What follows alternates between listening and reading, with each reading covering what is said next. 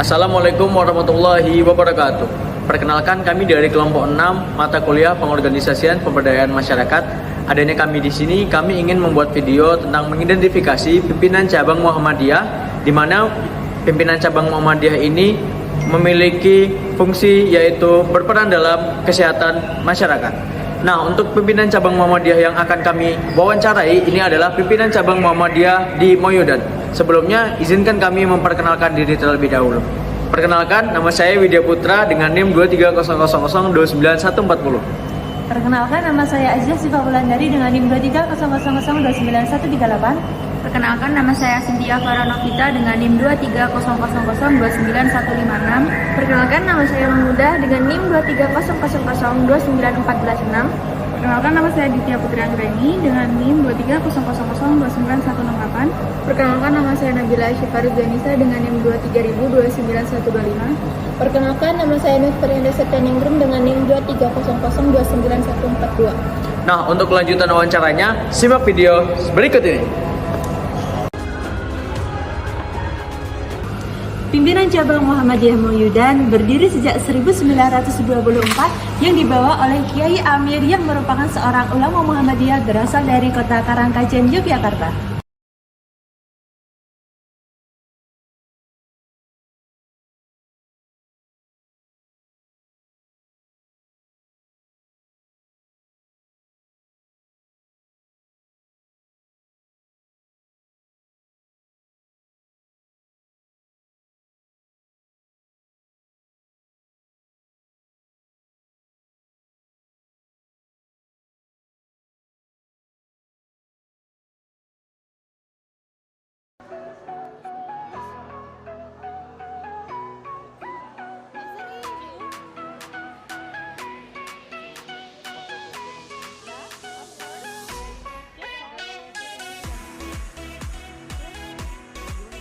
Saat ini pengurus inti PCM Moyudan periode 2022 sampai dengan 2027 diketuai oleh Bapak Haji Abu Hanifah SAG MSI, dan untuk pengurus intinya sebagai berikut. Muhammadiyah Cabang Moyudan merupakan salah satu dari 17 cabang yang ada di Kabupaten Sleman, di mana PCM Moyudan ini mewilayahi 4 desa, yang di mana desanya itu ada Sumber Agung, Sumber Arum, Sumber Rahayu, dan juga Sumber Sari. PCM Moyudan ini juga memiliki total 29 cabang ranting yang tersebar di 4 desa tersebut. Bismillahirrahmanirrahim. Assalamualaikum warahmatullahi wabarakatuh. Waalaikumsalam. Izin memperkenalkan diri, kami dari Universitas Ahmad Dahlan jurusan Kesehatan Masyarakat. Maksud dan tujuan kami di sini, kami ingin mewawancarai Bapak selaku Ketua Pimpinan Cabang Muhammadiyah Moyudan. Mungkin dari saya sendiri, perkenalkan, nama saya Widya Putra. Saya Cynthia Farah. Nama saya Azia Sita. Saya Nufrianda Septeningrum. Saya Nabila Syifarid Zanisa. Nah, di sini kami akan sedikit menggali informasi terkait pimpinan cabang yang Bapak pimpin di Moyudan. Mungkin dari pertanyaannya akan disampaikan oleh rekan-rekan saya terlebih dahulu, Pak. Terima kasih. Assalamualaikum warahmatullahi wabarakatuh. Waalaikumsalam warahmatullahi wabarakatuh. Semuanya kita bersyukur alhamdulillah ya. Hari ini saya bertemu dengan adik-adik mahasiswa UAD ini, khususnya jurusan SKM ya. Iya. Langsung saja terkait program ya. Kami di pimpinan cabang Muhammadiyah itu punya majelis kesehatan. Yang mana majelis kesehatan itu membidangi kesehatan, yang dalam hal ini amal usaha yang ada di sana antara lain adalah klinik Pratama. Nah, disitulah mungkin nanti hal-hal yang terkait dengan kesehatan masyarakat, terkait dengan nanti ada relawan, ada biasanya kan kader Muhammadiyah, baik dari pemuda, dari MA, bahkan dari Aisyah itu kan masuk di kader inti.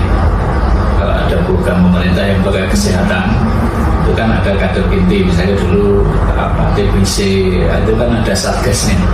Nah, disitulah nanti ada peran warga Muhammadiyah ikut bergabung di sana. Tapi secara internal program yang kita miliki ya tentu di majelis kesehatan itu. sana nanti ada pengembangan klinik Pratama itu, kemudian juga ada kegiatan yang sifatnya penyuluhan ke masyarakat tentang kesadaran bagaimana meningkatkan derajat kesehatan masyarakat. Jadi ya tentu ini beriringan, tidak hanya bisa Muhammadiyah sendiri ya, tentu dengan pemerintah, dengan warga, termasuk dengan kalau di kampung atau di dusun ya dengan takmis segala macam. Sehingga di satu sisi Muhammadiyah punya peran aktif. Contohnya misalnya contoh konkretnya ya itu yang sudah berjalan dulu ketika COVID. Ketika COVID itu kan Muhammadiyah juga membentuk Satgas. Kemudian kita mengorganisir dari cabang, kemudian sampai ke ranting-ranting, bagaimana kita memberikan edukasi kepada masyarakat, termasuk bagaimana cara beribadah, bagaimana cara bersosial ketika dalam keadaan saat itu adalah COVID. Kemudian jangan dalam keadaan aman untuk seperti sekarang ya sama aja, artinya kita tetap mensupport kegiatan di bidang kesehatan ya. Contohnya misalnya di pengajian umum ya, di situ kita tetap membuka istilahnya ya layanan kesehatan ya, meskipun mungkin minimalis ya, sekedar tensi, cek gula darah, kemudian juga konsultasi dokter ya, yang itu ya secara sederhana karena kebutuhan masyarakat kita itu kan tentang kesehatan ini dan kesadaran masyarakat kan sudah cukup tinggi, sehingga orang tua ditanya tensinya, ditanya mungkin kendala kesehatan yang harian dihadapi, ketika bisa dikonsultasikan oleh dokter terutama atau nakes yang ada sudah memberikan jawaban. Itu secara ringkasnya seperti itu Pak.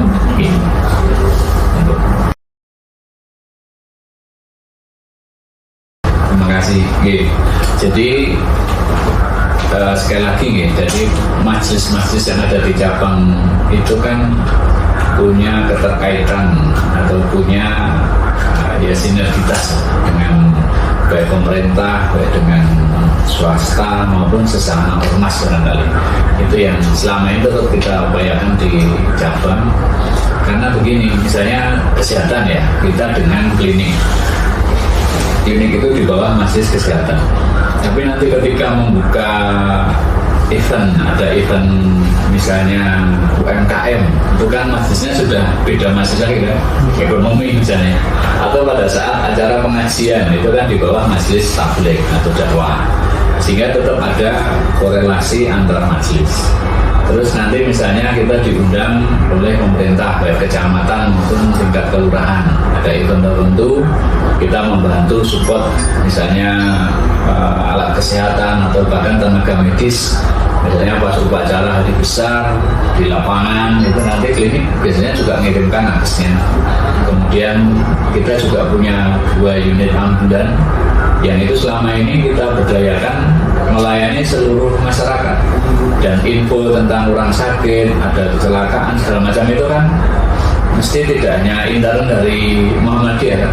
Misalnya yang ditelepon ambulan pertama malah kelurahan misalnya, akhirnya kelurahan ada namanya forum komunikasi ataupun satgasnya menghubungi kami, operator ambulanmu itu, artinya kan tetap terjalin. Bahkan selama ini ambulan kita biasanya kita standby di beberapa event yang besar, misalnya kayak lebaran, itu kan ada posko lebaran kan, itu kita nyumbang ambulan standby di situ 24 jam ya, itu salah satu gambaran bahwa ya kegiatan-kegiatan di Muhammadiyah itu tidak bisa berdiri sendiri, tapi tetap berkomunikasi, berkolaborasi dengan pemerintah maupun swasta yang ada di wilayah tersebut.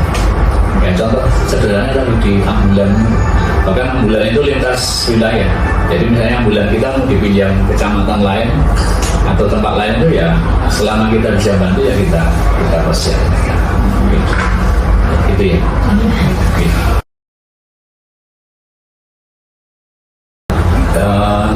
Tantangan nih, peluang dan tantangan ya.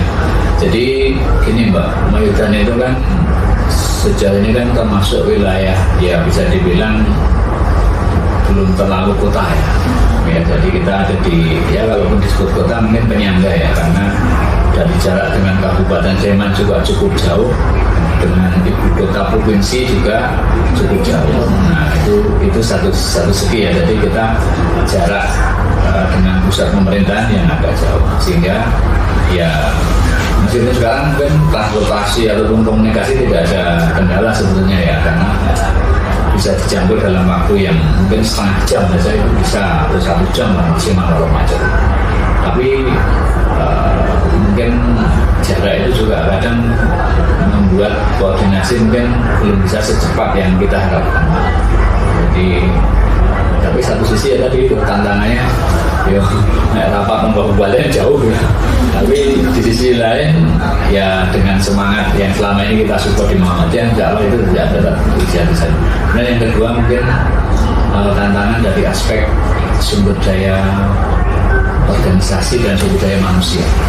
Karena di Muhammadiyah itu kan jarang ataupun belum kita garap orang yang betul-betul murni berjuang ataupun hanya fokus di Muhammadiyah saja. Rata-rata yang aktif di Muhammadiyah itu kan ya kalau tidak pegawai negeri, pegawai swasta atau wirausaha ya, yang dia juga punya tanggung jawab untuk dirinya masing-masing. Ya meskipun mungkin ketika kita panggil untuk bersama-sama berjuang itu ya bisa ngumpul juga ya, tapi di sisi lain beda kalau dengan di amal usaha ya, kayak yang di rumah sakit, kayak yang di sekolah itu kan memang mereka full bekerja di situ ya, sehingga kalau di top hari ini jam 7 sampai jam 2, jam 3 harus di kantor ya otomatis kantor. Tapi kalau di cabang kan nggak bisa begitu, artinya ya kita rapat ya rapat, tapi biasanya waktunya sore atau malam kayak gitu. Itu salah satu mungkin bisa dibilang tantangannya di situ. Sehingga memang orang yang aktif di cabang yang di Muhammadiyah itu memang harus yang rela membagi waktunya di luar kesibukan domestik yang dia sudah tangani. Itu tantangannya di situ. Adanya kemudian di sisi lain kalau dari masyarakat ya tentu pola pemahaman masyarakat yang berbeda-beda. Artinya ada orang yang diberikan info begini langsung bisa menerima, kemudian juga, dan itu saya kira semua organisasi, semua lini tantangannya juga sama ketika kita berhadapan dengan orang yang barangkali belum sesuai dengan apa yang mungkin menjadi program kita. Contoh misalnya dulu zaman COVID, di lingkungan kita sini kan ada yang nggak percaya, sehingga ketika kita mensudah begini-begini tetap nggak ada, itu hanya cerita aja. Padahal kita sudah memberikan data, memberikan bahwa memang benar. Kayak kita kan dasarnya juga apa yang ada baik tertulis surat dari PP Muhammadiyah dari wilayah, tapi ketika itu dijaminkan masyarakat juga masih ada saja yang ngeyel. Iya, tidak mau diatur-atur lagi rumah, ada vaksin juga lah kayak itu juga sampai hari ini saya yakin juga masih ada. Bahkan jangankan Muhammadiyah, pemerintah pun punya hambatan yang sama dalam hal seperti itu. Saya di Kementerian Agama itu dulu sering diajak tim dari kecamatan itu mendatangi wali murid ataupun ya warga masyarakat yang masih menolak vaksin, baik vaksin COVID waktu itu ataupun vaksin yang ada di sekolah itu. Karena ya alasannya macam-macam, ada yang alasannya karena itu halal apa tidak, oke. Kemudian alasannya mungkin dia tidak yakin bahwa itu secara kesehatan bisa membantu segala kayak gitu. Jadi memang ya namanya hambatan ataupun tantangan itu dimanapun saya kira ada ya. Itu di bidang kesehatan, di dakwah juga sama, apalagi di dakwah ya. Namanya amar ma'ruf nahi mungkar itu kan ya, kalau amar ma'ruf mungkin masih aman-aman ya, orang diajak sholat, diajak pengajian nggak berangkat nggak marah. Tapi kalau sudah sampai nahi mungkar nggak boleh misalnya melakukan satu hal yang mungkar, tapi bagi dia itu sudah hadiah atau sudah dia kan bisa marah kan? Orang mabuk misalnya, ya kita nggak boleh mabuk itu mungkin marah ya. Tapi kalau amar ma'ruf itu hanya tantangannya itu nggak terlalu berat. Jarang orang diajak sholat ngajak kerenang gitu. Jadi diajak sholat nggak mau terus ngajak duel itu kan jarang ya. Tapi kalau dia melakukan satu hal yang mungkar dicegah itu kemungkinan melawan itu besar. Gitu ya. Yang paling tidak ada 3 atau 4 lah prioritas ya. Yang pertama, sekarang ini secara fisik kita memang sedang mengupayakan pembangunan gedung dakwah. Karena itu satu, ya tidak hanya sekedar simbol ya, tapi juga menjadi pusat kegiatan dakwah dan juga pendidikan dan juga kehidupan organisasi di tingkat cabang. Sehingga nanti kalau sudah punya gedung dakwah, punya kantor terpadu, itu kita harapkan semua program tadi itu bisa ya istilahnya fokus dan tempat untuk membahasnya, kemudian aktivitasnya Muhammadiyah itu bisa di satu tempat, tidak pecah-pecah. Apalagi kalau nanti suatu saat ada kunjungan, kemudian ada rapat besar misalnya sekelas musyawarah cabang atau musyawarah daerah, itu kita punya tempat yang representatif. Jadi tujuannya untuk memberikan atau menyiapkan sarana prasarana yang cukup untuk kegiatan dakwah. Itu satu. Kemudian yang kedua, prioritas kita juga untuk merevitalisasi, artinya menguatkan kembali peran amal usaha, baik klinik kesehatan, kemudian lembaga pendidikan, termasuk panti asuhan atau LKS lah, itu lembaga kesehatan yang khusus menampung anak-anak. Jadi itu yang kedua untuk amal usaha ya, termasuk sekolah ini. Kemudian yang ketiga yang tadi saya sampaikan, sekarang ini sedang berupaya untuk membangun ataupun menulis sejarah Muhammadiyah. Di samping ya digitalisasi ya, artinya tulisan sejarah itu perlu, tapi kita mengelola website, mengelola pusat informasi yang berbasis digital itu perlu. Karena kalau nanti dalam bentuk tulisan textbook manual itu mungkin yang tua-tua seangkatan saya ke atas masih minat. Tapi kalau yang muda-muda kan lebih tertarik dalam bentuk TikTok, dalam bentuk website kayak gitu, mungkin lebih mudah diakses. Nah, gitu. Jadi dua-duanya kita kembangkan. Apalagi di cabang kita punya majelis Litbang dan IT yang itu menangani khusus digitalisasi baik kegiatan maupun ya program yang ada di cabang. Jadi sebisa mungkin nanti semua kegiatan yang ada di cabang itu terdokumentasi, bahkan tersosialisasi secara digital ke masyarakat.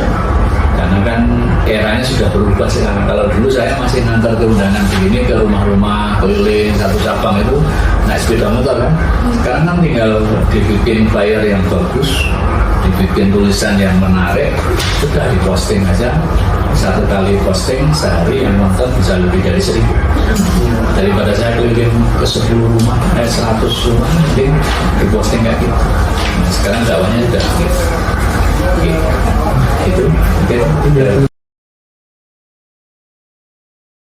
Kalau rapat di organisasi kita rutin yang pimpinan harian ataupun yang pimpinan inti ya, ada 9. Kalau di cabang itu pimpinannya itu 9 orang. Itu terjadwal rutin 1 bulan. Tapi nanti majelis-majelis yang ada 8 majelis itu juga ada rapat sendiri di tingkat majelis. Yang itu juga kadang undang cabang. Jadi saya sering menghadiri rapatnya majelis-majelis ini yang 8 majelis ini. Nah, kalau 8 majelis ini per minggu mengadakan aja kan berarti setiap mingguan saya mesti datang. Karena ada 8 kan. Jadi saya mesti datang. Kemarin misalnya ya di majelis ekonomi kan. Jadi kalau yang tingkat pimpinan itu 1 bulan sekali, yang tingkat majelis masing-masing juga mengadakan. Kemudian belum lagi pertemuan yang sifatnya kayak kajian. Kajian pimpinan itu 1 bulan sekali. Jadi naik dihitung setiap pekan itu saya mesti rapat. Kalau nggak rapat sendiri di pimpinan, rapat di majelis tadi. Jadi setiap minggu, artinya setiap minggu itu mesti ada rapat di tingkat cabang. Baik yang penyelenggaranya itu pimpinan cabang atau tadi majelis. Majelis kan di bawah pimpinan. Jadi tetap full. Kadang bahkan 1 pekan 1 minggu itu saya rapat nggak cukup sekali, kadang 2 kali, 3 kali. Belum nanti kalau sekolah mengundang juga. Kalau kemarin siang itu SMP mengundang kita. Sebelumnya majelis wakaf mengundang. Satu malam bahkan rapat 2 majelis saya pernah. Malam Senin itu saya 2 majelis. Satu majelis tabligh untuk kajian HPT itu, yang satu majelis wakaf karena wakaf itu memang problem berat, kalau tidak diselesaikan itu menyangkut aset. Nanti kalau sudah bertahun-tahun nggak diurus malah hilang. Ya seperti itu. Jadi dinamika rapat kalau di Muhammadiyah menurut saya lebih padat daripada rapat dinas saya. Jadi rapat di kantor itu kan saya paling sebulan sekali, nanti undangan kecamatan sekali. Kalau di cabang bisa seminggu saya rapat 3 kali. Lebih padat acara di ormas daripada di dinas. Makanya tadi saya ngatur, memang kita harus pandai-pandai mengatur jadwal.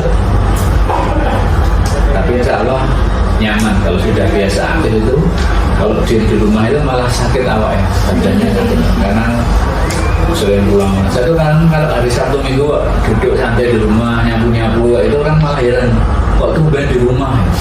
Berarti pantasnya yang begitu saya. Jadi kadang kalau pura-pura nyapu di depan, saya kata ya buat olahraga di lingkungan, itu sih banyak yang nanya, kok tuh di rumah. Aku rawangan ya nek rumahnya, pantasnya nanti keluar. Saya tuh kalau di rumah 3 hari nggak kemana-mana, sama ibu saya ditengok dikira sakit. Jadi 3 hari kok mobil di rumah nggak berubah posisi itu, nanti langsung didatangi sama ibu saya. Apa ya kok nggak pergi poloro, dikira sakit. Karena hampir tiap hari, tiap sore, malam, pagi itu kegiatan. Yes, gitu. Yang penting sehat. Oke. Gitu. Jadi lagi. mungkin jika tidak ada tambahan dari teman-teman, kami mengucapkan terima kasih yang sebesar-besarnya kepada Bapak yang telah meluangkan waktunya untuk mau diwawancara oleh kami. Oke, siap.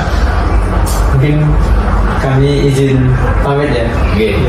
Saja yang dapat kami sampaikan. Assalamualaikum warahmatullahi wabarakatuh. Waalaikumsalam.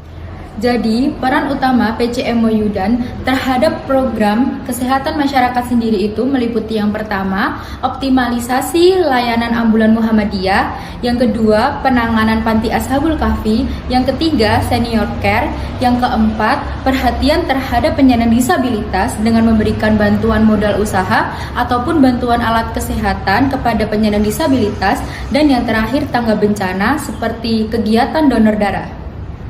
Pola kerjasama PCM Moyudan dengan pihak lain itu terjalin dengan baik, seperti dengan pihak kesehatan, pemerintah, dan juga swasta. Sejauh ini PCM Moyudan berkontribusi dalam kegiatan kesehatan yang dilaksanakan. Seperti contohnya, PCM Moyudan ini berkontribusi dan membantu dalam penyediaan tenaga kesehatan dan juga alat kesehatan seperti penyediaan ambulan. Tantangan pertama dalam PCM ini, di mana letak Moyudan ini masih terlalu agak jauh dari daerah perkotaan. Walaupun aksesnya tidak ada kendala, sehingga koordinasinya ini belum berjalan secara maksimal. Kedua, tantangan organisasi dan SDM, di mana belum adanya seleksi SDM secara murni untuk mengabdi kepada Muhammadiyah, karena kemungkinan memiliki kesibukan masing-masing, tetapi dalam keanggotaan PCM sudah melakukan rapat secara rutin dan baik, yaitu pada 1 bulan untuk 9 pemimpin per majelis. Ketiga, kontribusi masyarakat. Untuk masyarakat, masih banyak yang belum ikut serta dalam kegiatan kemuhammadiyahan. Dalam bidang amar makruf, organik tersebut masih bisa mengajak masyarakat untuk berkontribusi. Tetapi dalam bidang nahi mungkar, masih ada beberapa kendala yang salah satunya ketidakmauan masyarakat untuk berkontribusi. Beberapa program dan pencapaian yang sedang direncanakan oleh PCM Moyudan, yang pertama yaitu pembangunan dari gedung dakwah, di mana gedung tersebut menjadi pusat pendidikan dan dakwah dalam kegiatan-kegiatan PCM. Kemudian yang kedua ada peningkatan peran amal usaha seperti klinik, kemudian panti asuhan dan panti jompo. Yang ketiga ada pengembangan sejarah dari Muhammadiyah yang akan dilakukan atau diolah secara digitalisasi. Kemudian ada dokumentasi digitalisasi, di mana surat menyurat akan dilakukan secara digital. Satu strategi inovatif yang kelompok kami sarankan untuk PCM Moyudan adalah Sang Surya Moyudan. Nah, Sang Surya Moyudan itu adalah koperasi syariah yang dikelola oleh PCM Moyudan untuk memperkuat ekonomi jamaah, warga Muhammadiyah, dan masyarakat umum melalui prinsip syariah dan gotong royong.